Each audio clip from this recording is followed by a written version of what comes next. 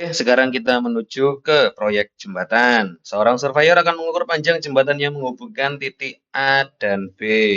Nah, berikut data yang diperoleh. AC sama dengan 80 meter. Karena AC ini di depannya sudut B, maka langsung kita tandai saja 80 meter itu adalah sisi B. BC sama dengan 60 meter. Dan ini karena di depannya sudut A, maka itu adalah sisi A. Sudut ACB sama dengan 60 derajat. Berapa panjang jembatan AB? Kita analisis dulu. Kira-kira elemen apa saja yang diketahui di segitiga tersebut. Ada satu dua sisi dan satu sudut yang diapit oleh kedua sisi tersebut. Maka yang kita pakai adalah aturan kosinus, betul. Nah, sekarang langsung kita lihat aja pertanyaannya, berapa panjang jembatan AB? Berarti kan sisi ini. Dan karena itu di depannya sudut C, maka kita namai sisi C. Kita langsung masukkan aja karena yang dicari adalah sisi C. C kuadrat sama dengan A kuadrat plus B kuadrat dikurangi 2AB cos C. Kemudian C kuadrat biarkan saja karena tidak diketahui. A kuadrat berarti 60 kuadrat 3.600. Lanjut ditambah B kuadrat. B kuadrat berarti 6.400. Dikurangi 2 kali AB. Berarti kan 2 kali A kali B. 2 kali 80. Sorry. 2 kali 60 kali 80. Hasilnya adalah 9.600.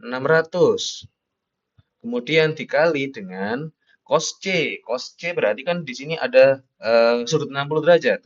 Berarti cos 60 itu sama dengan setengah. Lanjut sama dengan 3.600 tambah 6.400, 10.000. Dikurangi dengan, nah ini karena ada pengurangan, ada perkalian, maka kalian harus tahu kita harus mendahulukan yang perkalian. Jadi kita hitung dulu perkaliannya. Jangan sampai pengurangan dulu. 9.600 dikali setengah itu adalah 4.800.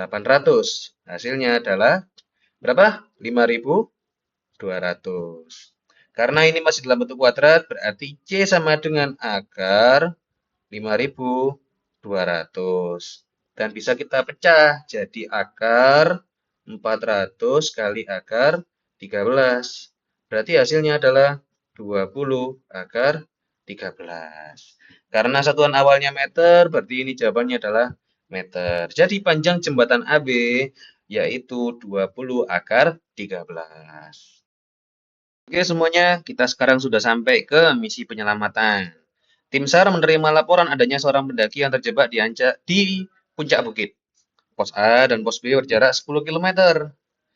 Dari hasil pengamatan diketahui bahwa sudut antara garis pandang pos A terhadap pendaki adalah 30 derajat. Jadi anggap aja pos A di sini adalah besar sudut A, yaitu 30 derajat. Kemudian sudut antara garis pandang pos B terhadap pendaki adalah 60 derajat. Kita anggap aja di sini ada sudut B sama dengan 30 derajat. Mohon maaf, sudut B sama dengan 60 derajat. Kemudian, berapa jarak terdekat dari pos A menuju ke lokasi pendaki? Berarti yang dicari adalah yang di sini. Dan kalian tahu yang di situ berarti sisi apa? Karena di depannya sudut B, maka itu adalah sisi B. Nah, kalau sisi B, kita mencarinya pakai apa? Kalau kalian tahu di sini ada sisi yang diapit oleh dua sudut, maka digunakanlah aturan sinus. Dan karena yang dicari adalah sisi B, maka kita pakai B per sin B. Jadi tergantung pertanyaannya.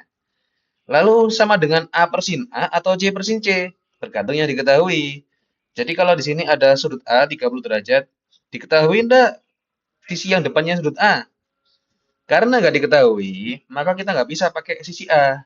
Adanya ini sisi C atau sisi P lah di sini. Sudut P, apakah diketahui? Harusnya tidak diketahui, tapi bisa kita cari. Karena apa? Sudut dalam segitiga jumlahnya adalah 180 derajat.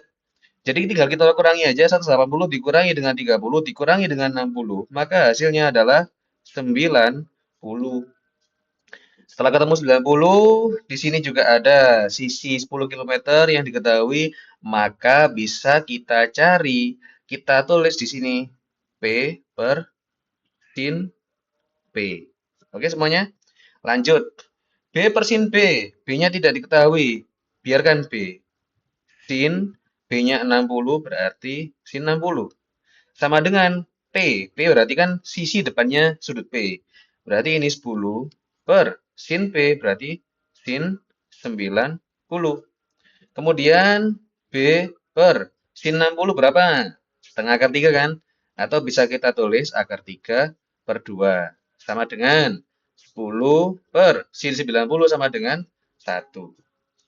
Lanjut, B per akar 3 per 2. Setelah ini bagaimana?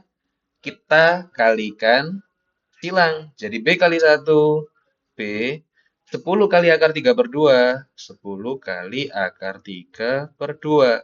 Ternyata bisa kita coret nih. Sama dengan 5 akar 3. Itu adalah panjang yang ditanyakan. Berarti jarak terdekat dari pos A menuju ke lokasi pendaki adalah 5 akar 3 kilometer. Karena dari awal satuannya adalah kilometer. Kita menuju ke misi pengiriman bantuan. Kalimatnya mulai kompleks nih. Sebuah helikopter akan mengirimkan bantuan ke sebuah desa. Dari pos A dan pos B yang berjarak 12 kilometer, petugas memperoleh data sebagai berikut. Sudut elevasi dari pos A. Nah, elevasi adalah sudut ketika kalian memandang ke arah depan secara lurus dan kalian tarik pandangan kalian ke arah atas sejauh 45 derajat. Itu adalah sudut elevasi dari pos A. Jadi langsung kalian tulis saja 45 derajat. Kemudian sudut elevasi dari pos B sama ketika kalian melihat dari pos B ke depan lurus, kemudian kalian tarik ke arah atas, pandangan kalian sejauh 30 derajat itu adalah sudut elevasi 30 derajat. Oke? Seorang petugas mengusulkan menggunakan aturan kosinus untuk menentukan jarak helikopter dari pos A. Berarti kan yang ini, sisi B ini karena di depannya sudut B. Pertanyaannya, apakah usulan tersebut sudah tepat? Jelaskan alasanmu. Nah, coba kita breakdown dulu. Kita kira-kira ini apakah memang tepat menggunakan aturan kosinus? Jawabannya adalah salah. Kenapa kok salah? Pertama, aturan kosinus bisa dipakai dengan catatan tiga sisi diketahui. Atau yang kedua, dua sisi dengan satu sudut yang diapit. Nah, sekarang kalau kalian lihat di situ, apakah ada sudut yang diapit oleh kedua sisi? Kemudian apakah diketahui ketiga sisinya? Tidak. Jadi jawaban yang benar adalah aturan sinus. Kenapa kok ada aturan sinus yang dipakai? Karena yang diketahui adalah dua sudut dan satu sisi di tengah-tengahnya. Jadi jawabannya seperti itu. Ini salah, oke? Ke permasalahan selanjutnya, kalau tadi kan ada petunjuknya atau gambarnya gitu kan ya. Nah, ini tidak ada gambar sama sekali, tidak ada petunjuk sama sekali. Mari kita pahami kalimat per kalimatnya. Sekelompok mahasiswa melakukan ekspedisi menyusuri hutan menggunakan mobil off-road. Mereka berangkat dari base camp, langsung kita bikin aja base camp di sini. Mungkin kita namai titik A karena base camp awal dengan arah jurusan 030 derajat. Jadi berangkat ke arah 030 derajat. Bagaimanakah sudut 030 derajat ini? Kita bikin garis lurus ke arah atas terlebih dahulu. Kemudian bagaimana menghitungnya? 30 derajat itu. Kalian hitung searah jarum jam sebesar 30 derajat. Jadi searah jarum jam ke kanan. Ke arah sini 30 derajat. Berarti arah mobil off-roadnya ke sini. Dan ini sudutnya sebesar 30 derajat. Kemudian kita bikin di sini pos B atau pos pertama kita namai pos B. Dari pos pertama mereka melanjutkan perjalanan menuju pos kedua dengan arah jurusan 150 derajat. Sama dengan tadi, kita bikin garis lurus ke atas dan kita tarik 150 derajat, kira-kira segini, 150 derajat, dan inilah arah mereka. Menuju ke pos kedua dengan jurusan 150 derajat. Berarti pos kedua kita namai dengan titik C. Kecepatan kendaraan rata-rata 20 km per jam. Perjalanan pertama ditempuh selama 3 jam. Berarti yang pertama di sini ya, itu 3 jam dikali 20 km per jam. Kan seperti itu untuk menghitung panjang lintasan mereka, panjang perjalanan mereka. Jadi yang pertama ini adalah 60 km dan karena perjalanan kedua ini 2 jam, berarti yang di sini 40 km. Dan pertanyaannya, berdasarkan informasi tersebut, tentukan jarak lurus pos kedua terhadap base camp. Berarti yang dicari adalah yang ini, atau panjang sisi B, karena di depannya sudut B. Yang harus kita ketahui terlebih dahulu adalah cari atau analisis panjang sisi dan sudut yang diketahui. Udah ada nih, panjang 60 derajat, 60 km dan 40 km. Nah, sudut yang diketahui ini yang mana? Apakah kalian bisa mencari sudut yang ini berapa? Tidak mungkin, karena kita tidak tahu. Kira-kira AC-nya ini arahnya bagaimana? Kan kita tidak tahu. Yang bisa kita cari adalah sudut yang B di sini. Bagaimana cara menganalisisnya? Pertama, kalian bikin garis putus-putus ke bawah. Kalau kalian ingin yang namanya sudut dalam berseberangan, ketika di sini 30 derajat, maka di sini juga 30 derajat. Oke, jelas ya? Lalu yang kedua, yang di sini, sudut yang kedua ini berapa? Sudut yang kedua itu, tinggal kalian lihat di sini. Segini kan 180 derajat. Kalau sudah diketahui 150 derajat, maka tentu ini adalah selisihnya. Dan selisihnya adalah 30 derajat. Jadi, sudut yang diketahui adalah 30 tambah 30 atau sama dengan 60 derajat. Kita gambarkan lagi aja segitiga yang baru agar lebih jelasnya. Kita namai di sini 60 derajat. Kemudian yang di sini 60 km dan di sini 40 km.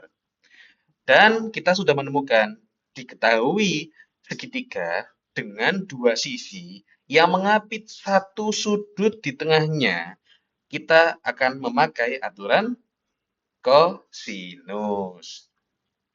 Aturan kosinus, kita karena mencari sisi B atau depannya sudut 60 derajat atau sudut B, maka kita langsung masukkan aja B kuadrat sama dengan A kuadrat plus C kuadrat min 2AC cos B.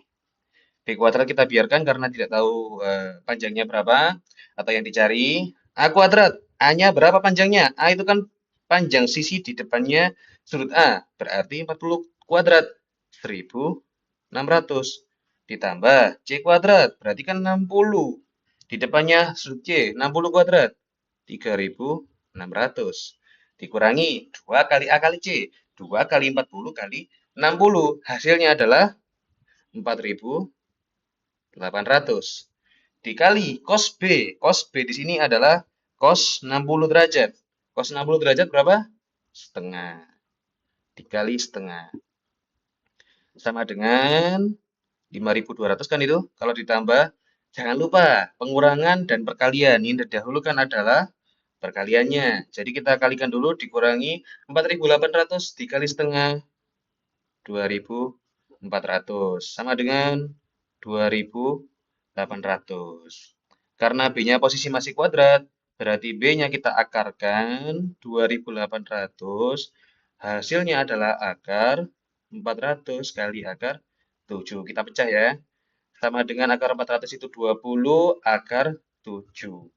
Karena satuannya dari tadi itu kilometer, maka panjang B adalah 20 akar 7 km. Jadi, jarak lurus pos kedua terhadap base camp adalah 20 akar 7 km.